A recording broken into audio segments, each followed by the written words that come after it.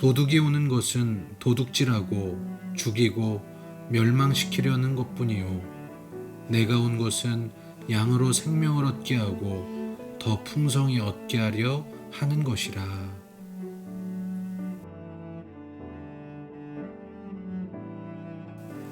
인류학자 로렌 아이슬리라는 사람이 있었습니다. 이 사람은 항상 불면증에 시달렸던 사람인데 어느 날 잠을 설치고 아침 일찍 바다에 나가게 됩니다. 그런데 해가 뜰 무렵에 어떤 한 남자가 밤새도록 파도에 떠밀려 오는 그 불가사리를 잡고 있었습니다. 그 남자는 한 마리라도 더 잡기 위해서 해변 이곳저곳을 다니며 불가사리를 찾고 있었습니다. 그런데 그렇게 열심히 불가사리를 잡는 이유는요, 그 불가사리를 시장에 나가 팔기 위해서였습니다. 이 모습을 목격하고 며칠이 지나 그날도 잠을 설치고 또다시 바다에 나가게 되었습니다. 그런데 이날도 어떤 남자가 해변에서 무언가를 잡고 있더랍니다.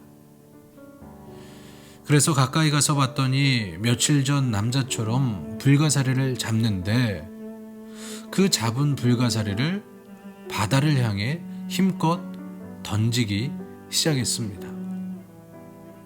이 남자는요, 한 마리의 불가사리라도 살리기 위해 그 불가사리가 시장에 팔려 나가는 걸 막기 위해 열심히 불가사리를 던지고 있었던 겁니다. 아이슬리는 이 사람에게 별명을 붙여 주었습니다. 별을 던지는 사람. 여러분, 참 아이러니하지 않습니까? 한 남자는 어떻게든 잡아서 이익을 취하려 하는데 한 남자는 어떻게든 그 불가사리의 생명을 살려보려고 했습니다. 여러분, 저는 이 불가사리를 살리려는 그 남자의 모습 속에서 예수님을 발견하게 되었습니다. 예수님은 이 땅에 계실 때 어떻게든 사람들을 살리려 하셨습니다. 특별히 예수님은 고아나 과부, 나그네, 노동자 같은 사회의 약자들을 측은히 여기시고 그들의 친구가 되어주시며 그들의 생명을 살리시기 위해 부단히 노력하셨습니다. 특별히 바리새인들처럼 약자들을 정죄하고 판단하고 혼내는 것이 아니라 예수님은 칭찬과 위로로 그들을 격려하셨습니다. 그래서 그런지 시간이 지날수록 사람들은 예수님 곁으로 더욱더 모이게 되었고 예수님은 그렇게 모인 자들 가운데서 놀라운 기적과 이적을 베푸셨습니다. 죽은 자를 살리시고 병든 자를 고치시며 상처받은 자들의 마음을 치유해 주셨습니다. 이 모습은 생명을 살리시는 예수님의 모습이었습니다. 저는 저와 여러분에게 이런 예수님의 모습이 있기를 바랍니다. 예수님처럼 사람을 살리는 사람, 생명을 살리는 사람, 우리 성산교회 성도들이 되시길 바랍니다. 예수님이 이 땅에 오신 목적처럼 우리도 예수님처럼 살아가기를 소망합니다. 오늘 본문에서 예수님은 자신이 이 땅에 오신 목적에 대하여 분명하게 말씀하셨습니다.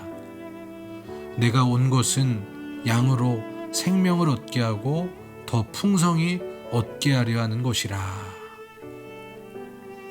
여러분, 우리는요, 언제 어디서나 사람을 죽이는 자가 아니라 사람을 살리는 자, 생명을 전하는 자가 되어야 합니다.